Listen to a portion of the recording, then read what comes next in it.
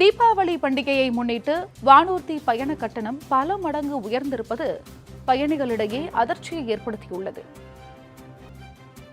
தீபாவளி பண்டிகை அக்டோபர் 20ஆம் நாள் நாடு முழுவதும் கோலாகலமாக கொண்டாடப்பட உள்ளது. இதையடுத்து தீபாவளி பண்டிகையை சொந்த ஊர்களில் குடும்பமாக கொண்டாடுவதற்காக சென்னை மற்றும் புறநகர் பகுதியில் வசிக்கும் லட்சக்கணக்கான மக்கள் தங்களுடைய சொந்த ஊர்கள் செல்ல தொடங்கியுள்ளனர். இதனால் சென்னை வானூர்தி நிலையத்தில் பயணிகள் கூட்டம் அலைமோதுகிறது.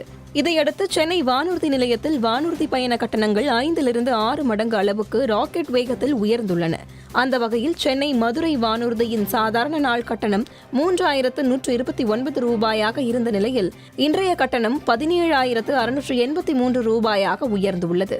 மேலும் சென்னை திருச்சி வானூர்தியின் சாதாரண நாள் கட்டணம் 3,608 ரூபாயாக இருந்த நிலையில் இன்றைய கட்டணம் 15,233 ரூபாயாகவும், சென்னை டெல்லி வானூர்தியின் சாதாரண நாள் கட்டணம் 5,933 ரூபாயாக இருந்த நிலையில் இன்றைய கட்டணம் 30,414 ரூபாயாகவும் உயர்ந்துள்ளது.